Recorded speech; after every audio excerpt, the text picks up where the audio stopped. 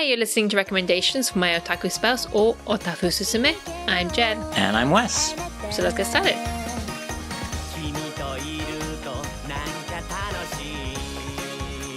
So remember back long ago to an episode you probably never actually listened to. I don't remember. Episode 0.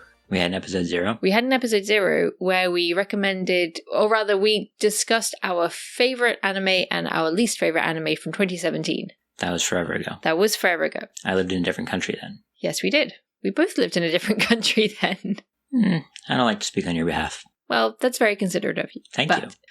Back then, I mentioned how my favorite anime of the season was an anime called Recreators. That name sounds familiar. Because I made you watch it. Oh, right. We finally got around to watching it. Yay! In 2020. In 2020. It only took 2 years. Hooray! Because we discussed it in 2018. So 2.5 years. But anyway, I made you watch it. You made me watch it. So Recreators is... I feel like it's hard to explain because it's kind of like an isekai anime, but it's reverse isekai, where a bunch of characters from other worlds come to our worlds, but the other worlds are based on like anime, light novels, video games, that kind of thing. So characters from fictional worlds come to our world and are like, what the hell? Where am I? Wait, this is the land of the gods. What's going on? And then hijinks ensues. The creators, yeah. And they're the creations. Yeah. And then hijinks ensue. Yes. Well, by hijinks, I mean like drama. Violence. Action. Murder. Yeah. So let's discuss that. Okay. What do you think? Well, I guess it's a very, very broad question, so I should probably narrow it down. I had issues with some of the characters and their characterizations. Fair enough. So let's start with the main character. I dislike the main character. Yeah, I know he starts I dislike him too. I know he starts off the whole show by saying, by the way, I'm not the main character. I'm just the one who the story revolves around and focuses on. But it's like, well, then you're the main character, dipshit. What he says is, I'm not the protagonist. I don't care. She's the protagonist. Which is a lie. Well, the show doesn't even revolve around him. He's just kind of there for most of it. He caused this show. Okay, we're going to try to avoid a lot of spoilers. Yes, we are going to try and avoid spoilers. But indirectly, his actions cause the show, which I also dislike because it leads to a bunch of unnecessary drama halfway through that just annoyed the heck out of me. He's your traditional anime protagonist, and that he's wishy-washy and indecisive and just generally annoying and takes way too long to come to simple conclusions. Correct, yeah. Almost all the characters do that. Now, I'm going to get some character names wrong in here. I have them written down if you... I will guess. Okay. But they couldn't use licensed characters, or at least they chose not to use licensed characters. But the characters that are pulled from other worlds often have... Yeah, they're heavily clear inspired. Parallels to characters you may know. Like, Mamika shows up. A small, pink-haired, magical girl who wants to go around and make friends with people. She's a cute, magical girl. Who's totally not Madoka. And totally she's not... Mamika. Yeah. Right. She's kind of a cross between Madoka and Precure characters. Yeah, I don't think the world she's from is as dark as Madoka. Yeah, but it gets dark. But she is Madoka if Madoka was in a regular magical girl anime. Yeah.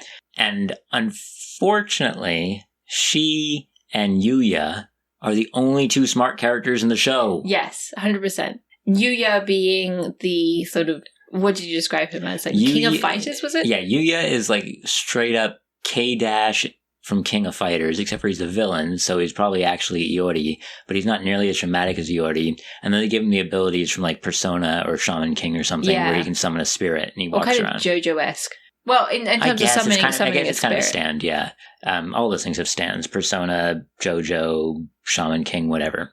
So I guess that was part of the fun, was watching it and being like, oh, this character is definitely inspired by this one, well, this one, originally and when a he little showed bit up, of this. And when he was the villain and how he was drawn, I'm like, oh, this guy's like from Do-Da-Da-Da and all that. And then I immediately nixed it because his adversary / Fujoshi fanbait boy toy shows up later in the show. And I've forgotten his name because I just looked at him and went, this is just Billy from King of Fighters. Yeah, you kept calling him Billy, and I'm like, who are you talking about? Because he is Billy. He's dressed the same. He looks the same. He's got a dead sister that he's fighting for. That's not a spoiler. It's just part of his character backstory. It doesn't actually happen in the show.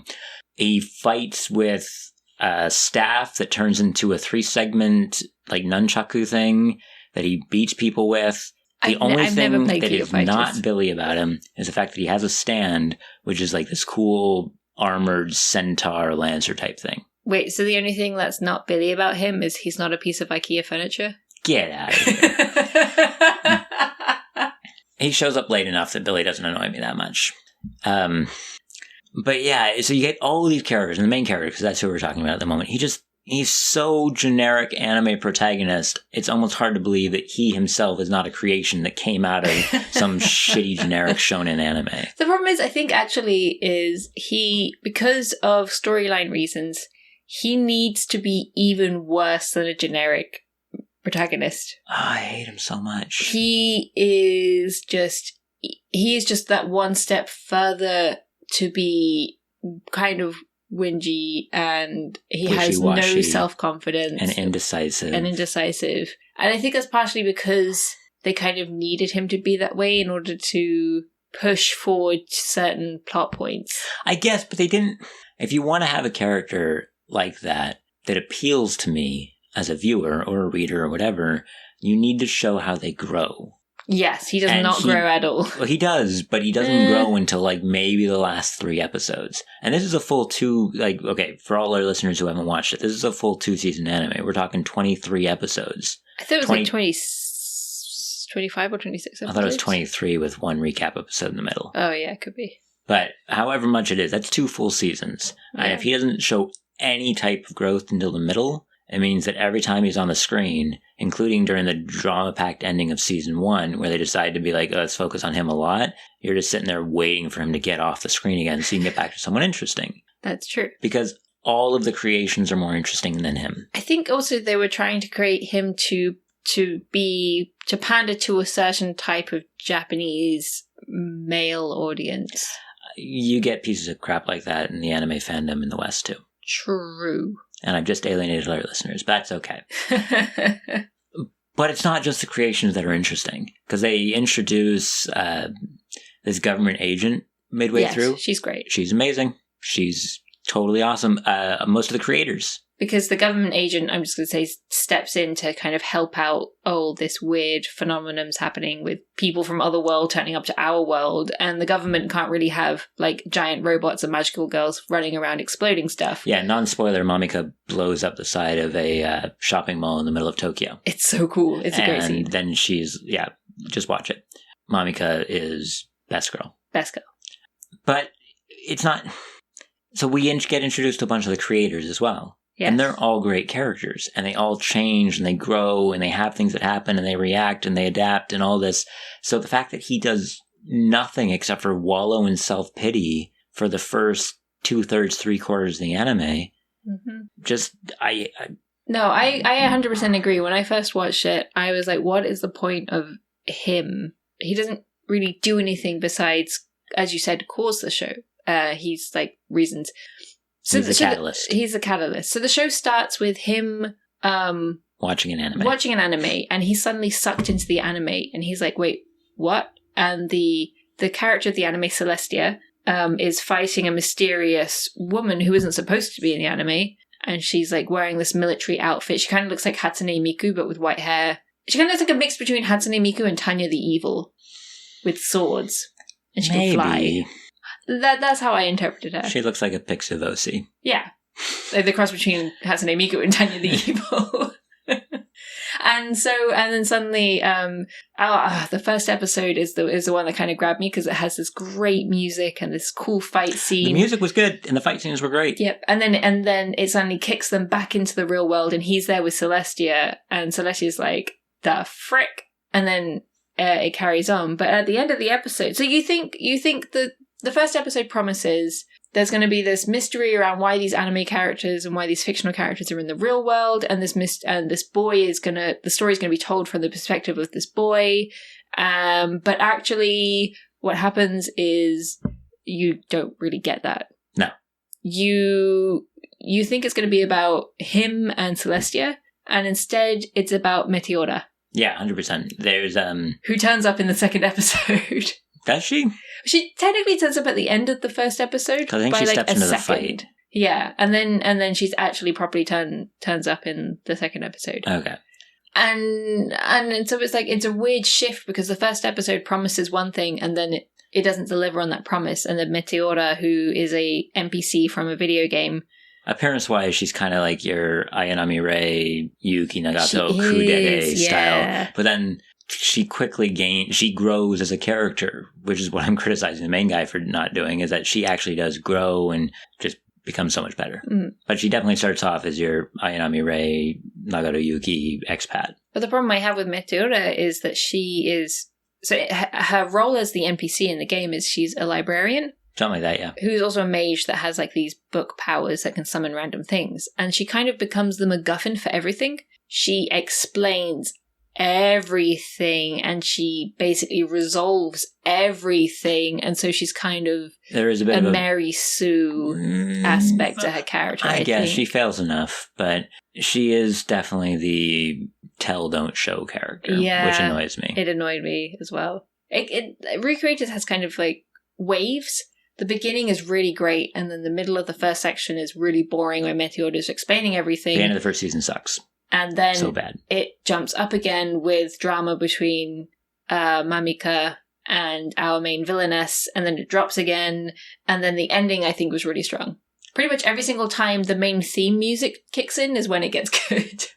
Yeah, when the main character's on screen I didn't like it. When lol, I'm smarter than you, chaotic, edgy... high school villainous lady is on the screen. I didn't give a shit.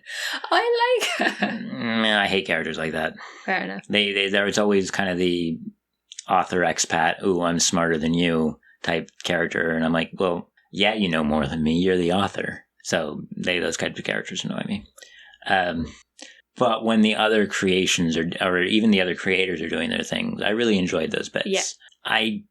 You mentioned that one of your up bits was when Mamika turns against... that's why it's...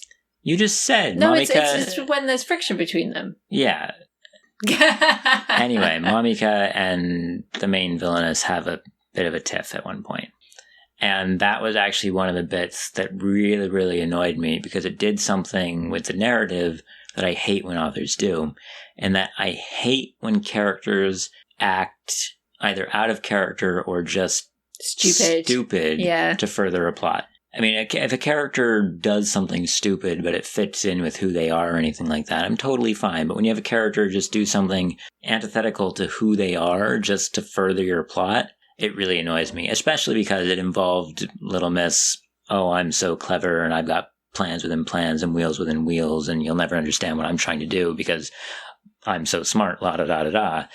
I mean, I hated the fact she was there anyway, and it just made the fact that one of the characters was acting stupid even worse in the situation, and that ends up kind of as a spur for the next half a dozen episodes, which annoyed me when we're watching those episodes, because I'm going, the whole premise of this is stupid, because it all revolves around a character acting like an idiot, or as I called her at the time, lawful stupid.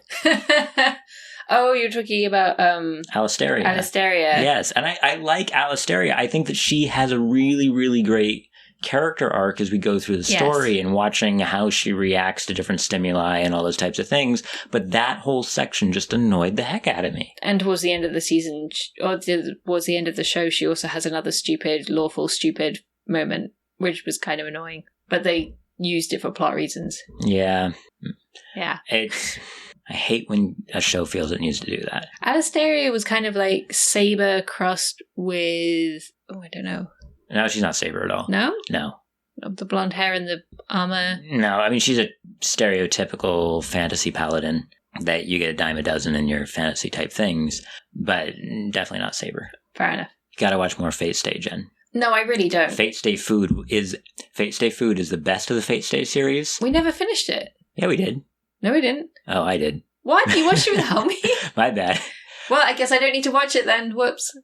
Fate Stay Food is amazing. Yeah, you can skip the rest.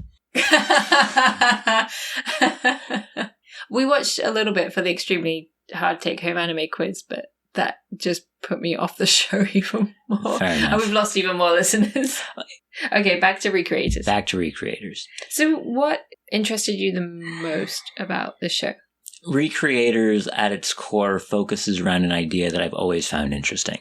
and you find explored in other stories, different Discworld novels, American Gods looked at it by Neil Gaiman. There's all sorts of different things, and it is what is the power of faith and belief. That's a good way to put it. And so I really liked how that played. I thought, again, some of the characters were really stupid about it. We talked about how Meteora is used as an info dump character. And we talked about how there's this whole bit towards the end of season 1 where they're just like, oh, we have to have her explain a bunch of stuff.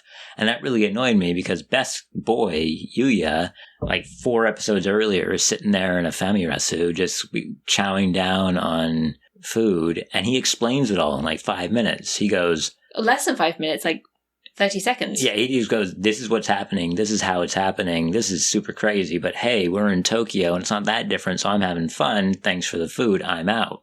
And then all the characters are like, well, that was weird, but he didn't attack us. So he must be a good guy. And then 5 episodes later, like, we think we figured out what's happening. Like, you mean because he explained it to you in clear terms? Yeah, that was annoying. He's great. Yuya's great. So I think... that with some judicious editing, you could make this a 1-season anime, and it might be better off for it. Yeah. Yeah, they... sorry. They probably did try to pad it out a little too much with the speak, don't... like, tell, don't show. Yeah, it's hard because there were some bits to it that I really think there were some great impactful moments that I really thought worked well, and they would often use those to end an episode. So... figuring out how to keep the impact of those while they might not get an episode end if you're running on a shorter budget would be difficult. But I do think that you could easily trim a bunch of the fat of this show. Unfortunately, that might mean you lose something like one of my favorite characters in the second half of the show is Kung Fu Girl. And I think you'd miss a lot of what made her so fun. But sometimes it's worth cutting those types of things if the overall product is better for it. Yes, 100% agree. Especially because, yeah, I think one of the things I really liked about the show, which was why I picked it as my favorite for 2017, is that it does something that I don't think I've ever seen another anime or manga or video game try to do, which is kind of take the isekai idea but give it a twist. An actual interesting twist where you have multiple characters coming to our world, as opposed to the modern isekai, which is either a character from our world going to a fantasy world, or a single fantasy character coming to our world and they having it mansplained by a local otaku. Hataraku Mao-sama was great. I really enjoyed that. But they don't take it to the same level as Recreators. Like, Recreators definitely took a unique twist to it. He uses his Satan dark magic to make the ultimate black pepper fries. No, he almost does, but he realizes, and he's about to, but his boss stops him and she's like, oh, it doesn't matter the fries, but the fries not working. I guess, but he was about to. And unholy black pepper fries sound amazing. We're getting off the subject. But there was, because you brought it up, there was a show that I was really excited for, and I don't actually remember the name of it. It was years ago. And it was kind of the same premise. It was pitched to me as what happens after the isekai. You've gone to another world. You've had this big, massive adventure, and then a portal shows up, and you're just back in regular, everyday Tokyo. What happens to you then? And I was like, oh, that sounds fun. I'd like to see that. And I watched it, and it was garbage. Because they put him in a high school for all the other people who come back from isekai. Oh, yeah. And it's turned into some weird, stupid battle anime. And I was like, oh, I don't need to watch more of this. I didn't finish it. See, that just then turns into a generic anime. Yes. I don't think this was generic. I think it had its faults. Yes. But I think it was an interesting take on something new that really made it shine to me. Also, the fact that the music was fantastic. The music was really good. And it was fun to watch the characters and try to pick out where they drew their influences from. I had a lot of fun doing that. So was there anything in particular that you think was, like, besides everything we've already mentioned, that was handled well or not well? The animation was really good. Yeah, the animation was great. There's a couple of points where you and I were joking back and forth about what was happening on screen, and then a character on screen would actually bring it up. And I like when that happens because it means that the creators are aware. And not in a sense that, they're breaking the fourth wall or purposely digging at themselves, but they recognize what could be an issue and have characters address it in a way that's organic to the plot. There was one that I really liked when they have one of the voice actresses for one of the characters who's appeared in our world, and that character says something on a recording, and the actress goes... Quote unquote recording. Yeah, on the quote unquote recording, and the actress is like, I didn't record that line. Like, I don't remember doing that. Yeah. And so, there's bits like that I did really enjoy. Or the fact that, like, when Mamika is walking through town and all the little kids are like, oh, it's Mamika. It's like, why does everyone know I'm a magical girl? So there's bits like that where it's, how would this actually play out? That I think they did a really good job with. As opposed to just being like, we've got anime characters in our world, but they're going to put on a generic outfit and totally blend in and be totally okay with it and not have any questions or surprises. But they had all the questions and all the surprises. And what I really liked actually the most is the fact that it did not turn into generic harem anime. Oh, especially with how bad I've already said the main character was. Yes. If it had turned into a harem anime with him as the lead...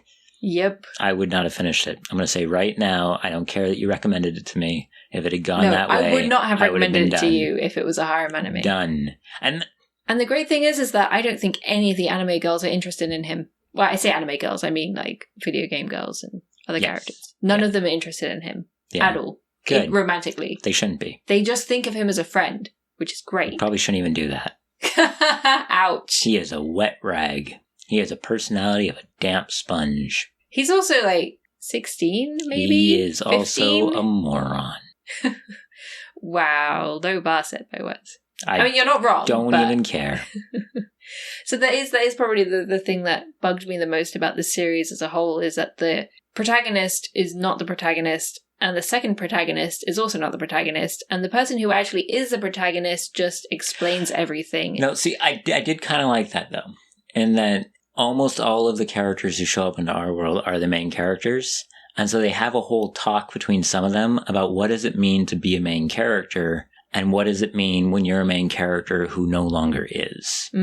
Because they all at that point have become side characters. Yes. And so there is this whole bit about that. You get this great thing between, I can't remember his name, but the Shinji knockoff who pilots the Mazinger Z knockoff. Oh, shoot. I didn't write his name down. Yeah. The Shinji knockoff.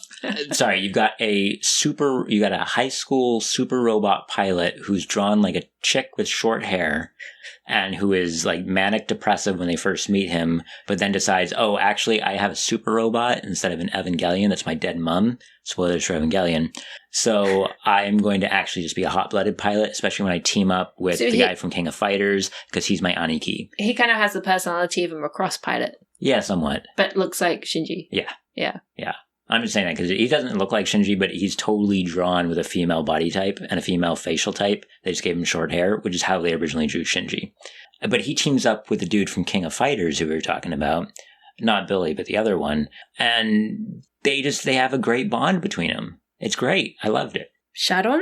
I think that was his name. No, that's Celestia's right. Boyfriend. You're right. Sorry. Rui? No. Wait, is that him? I don't know. Most of the names I do remember. Yeah, why can't I remember him? Pop up the top of my head. Oh no, why can't I remember him? Because he's got the sweet Gigas robot. It was Gigas, right? Wasn't it? Yeah. Yeah. Gigas Machina or something. Gigas Machina. I liked his creator too. He was fun. And I like that. Yeah, it is Rui Kanoya. But I like that too, is how they explore, not to the extent of something like Shirobako, but they do explore the world of creating. You have creators and creations, but you also have the world of creating and what goes into it. And just doubts and the overcoming and all the things that, the insecurities and all those things that face into it, and how you've got to put up this front and you have these deadlines and you have all these things that are always pushing down on you. So what drives you to keep creating? Yeah. What makes you a creator? And that's a whole second part of what's going on here that I thought was really well done. I like that. And there's this great bit where one of the creators sees another one of the creators doing something, like creating a piece of art. And she's like, oh, and goes out in the corridor and has a cry because she's like, I'm not good enough because this other creator is so much better than me. And then later on, a few episodes later, the other creator says, I saw her creating amazing work and it made me feel insecure. So they like all make each other feel really insecure about their own work, even though they're all professionals. Yeah, it's all about making other people feel bad. Yeah. No, it really is. The whole show is about as a creator, just feeling like crap because everyone else is so much better than you. It's about imposter syndrome. This whole anime is imposter syndrome. The anime. Ha! Yeah, I like that take too. But yeah, so I liked all those aspects. If you could just diminish the role of high school boy. Yep. And remove a lot of the info dumps from Meteor that were already done better by Yuya. Yep. And then just tighten it up so you don't have whole scenes where people are sitting around talking about things that don't actually matter because you got into the situation under false pretenses in the first place. Mm-hmm. I think the anime would be better. But it was enjoyable as it was. Good. That's what I have to say about that. Was exactly what I thought in 2017 as well. And that's 2020. I know. But I actually really enjoyed rewatching it because, as you know, but not necessarily as listeners know, I have a terrible memory. So I forgot a lot of the show. So it was like rewatching it again from the beginning. Yay! Hooray! And then I remembered, oh yeah, this is a really talky episode. Oh crap. Yay!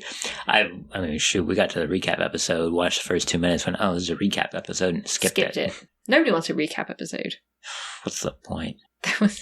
There was an anime recently, and they had a recap episode after 4 episodes. Gurren Lagann did that. Did they? Yeah, they had some budget issues from the original run of Gurren Lagann. Well, no, sorry, they had a really early recap episode because the episode was too naughty for TV. Ooh. And so they cut out a bunch of the risque parts and made it into a pseudo recap episode. That's what they did.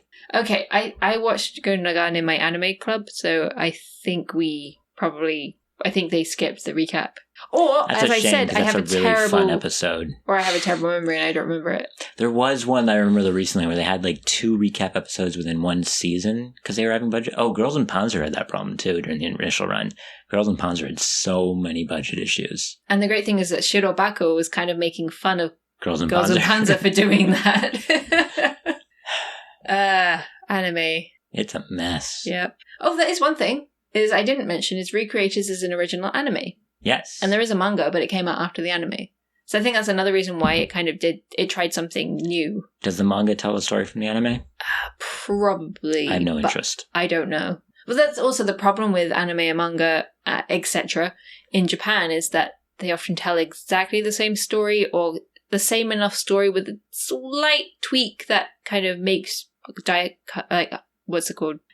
fans go and buy all of the merchandise and all of the manga and all of the games, but it's like it's telling exactly the same story, so why should I buy this? I guess, but I'd prefer that a manga or an anime in some way be an Elseworlds of what you've read. Like, to use an example that you haven't read.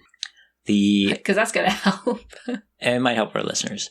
The Evangelion manga tells the story of the Evangelion anime, but because of issues, it was kind of originally made concurrently at the same time as the anime. So it was kind of the Dragon Ball Super thing where you had the same plot points, but everything in between was up to the author. And so I really enjoy the fact that the manga is different, especially as you get further and further on where the anime was long done and the manga was still going on because the author took forever. So I really like the fact that it kind of branches out and does its own thing at that point. You know, it's like people who say that Full Metal Alchemist original is better than Brotherhood. No, people don't say that. They say the beginning is better and the ending is crap because the manga hasn't finished by then. But yeah, anyway. Fair enough. I haven't actually watched the original. I've only watched Brotherhood. That's because I won't let you watch the original. I'm okay with that. But so, I don't know, if it's the same story, what's the point, I guess? Yeah, that's the thing that annoys me. Now, sometimes I'll do it because there's things that I want to see animated because I think they'd work better that way, or just because I like it so much, but I feel like it's missing something. It's like it's obviously a cash grab as opposed to an expansion on the story or an expansion on the universe. I guess what I'm going to say, if you make an anime of a manga, I want the anime to follow the manga, but if you make a manga of the anime, I want it to do something original. Well, that's a good way to put it. Because I'm greedy that way. Or if you make a game of an anime, you want them to have a completely different story. Or be completely unrelated and just set in the same universe as the anime. Now you're being bitter. So if the manga just follows the anime, well, I've already seen it, I don't care. That's also what I don't like about anime movies, is they often retell the anime series, but condense everything into 2 hours, and it's either done well, which is incredibly rare. Like the Macross Frontier movies. It has its faults, but yes. I really enjoyed those. Yeah, that's because you hadn't seen the TV series. That's true. Or it's done really poorly and it just feels like a whole season of anime crammed into 2 hours. And it just... Like Macross Do You Remember Love? Where it doesn't make sense unless you've actually seen the TV series. Which I had not seen the TV series. But I think that this would actually be a great ending point for this episode, because I'm going to make you watch the Gurren Lagann movies. You are. I also haven't seen the Gurren Lagann series in forever, so I wonder if I should rewatch that. I wouldn't. Let's just watch the movies. Okay, just watch the movies? Yes. Okay, this will be interesting. Well, we've talked about Trigger on here before. Just a little bit, yeah. And technically, Gurren Lagann is Gainax. Which is technically a different studio. It's the same people. But Gurren Lagann was Trigger... Before Trigger was Trigger. Pre-Trigger. Yeah. So we're going to watch the movies, and we're going to have to come back and see how you still feel about, can a movie stand on its own? Okay. Fair enough? Fair enough. It doesn't really help that I've forgotten everything that happened in the series. Okay. We'll watch it. So I'm glad you enjoyed Recreators. I did. It had its faults, which I've been very harsh on during this review. Yeah, but I also agree with you. But hopefully people see that there were parts of it that I really enjoyed as well. Yeah. Well, that was Recommendations, My Otaku Spouse. I was Jen. I'm still Wes. Are you? Yes. Okay. You can find us on Twitter at AnnieBrosCreative. Or the website, www.anniebroscreative.com. And if you enjoyed this episode, feel free to leave a comment or share it with somebody else who you think would enjoy it too. Or if not, that's fine too. Or tweet us and tell us that we're horrible. Yeah! No, please don't do that. Bye. Bye.